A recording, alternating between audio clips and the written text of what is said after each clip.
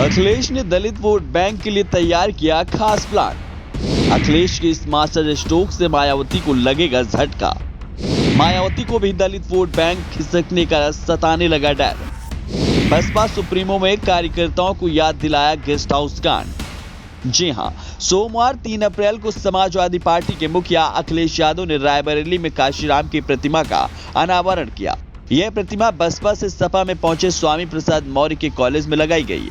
यह पहली बार है जब अखिलेश ने काशीराम की प्रतिमा का अनावरण किया। 2024 से पहले अखिलेश के इस कदम की खूब चर्चा हो रही है।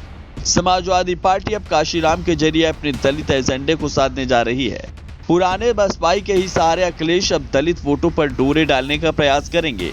वहीं अखिलेश के इस कदम को बसपा सुप्रीमो मायावती ने बाखूबी भांप लिया है। मायावती को पता है कि अखिलेश की नजर दलित वोट बैंक को अपनी तरफ करना है। बसपा को अपने दलित वोट बैंक में सेंधमारी का खतरा नजर आ रहा है। तभी तो मायावती ने अखिलेश के इस कदम से पहले बीते रविवार को अपने कार्यकर्ताओं को एक बार फिर से 1995 का गेस्ट हाउस कांड याद दिलाया और सपा पर जमकर हमला बोला।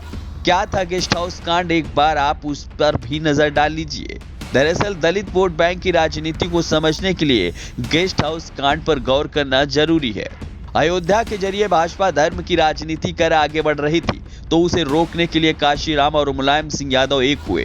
दलित और पिछड़ी जातियों को एक करके 1993 में सरकार भी बनाई। मुलायम सिंह यादव बसपा के समर्थन में मुख्यमंत्री बन गए। यह गठबंधन 1995 में गेस्ट हाउस कांड से टूट गया। सपा को लगने लगा था कि बसपा की भाजपा से करीबी बढ़ रही है। इसी बीच 1995 में लखनऊ की स्टेट गेस्ट हाउस में बसपा ने अपने विधायकों की बैठक बुलाई। गेस्ट हाउस में उस समय मायावती अपने विधायकों के साथ मौजूद थी। सपा नेताओं की इसकी भनक पहले से थी। वे वहां पहुंच गए। उन्होंने मायावती और बसपा नेताओं पर हमला कर दिया। मायावती ने खुद को एक कमरे में बंद करके किसी तरह बचाया। इसी बीच भाजपा ने बसपा को समर्थन दे दिया और मायावती पहली बार मुख्यमंत्री बनी। अब मायावती ने 2024 लोकसभा चुनावों से पहले एक बार फिर अपने कार्यकर्ताओं को गेस्ट हाउस कांड याद दिलाया है। यह माना जाता था कि दलित हमेशा बसपा के साथ रहता है। यही वजह है कि इसका वोट बैंक 20% से ऊपर रहता था। विधानसभा चुनाव 2022 में बसपा का कुल वोट प्रतिशत गिरकर 12.80% रह गया। इससे यह संदेश गया कि दलित वोट भी बसपा से खिसक रहा है। भाजपा उसमें सेंध लगा रही है। अब सपा भी उसमें सेंधमारी की कोशिश कर रही है, जिससे मायावती को दिक्कत हो सकती है।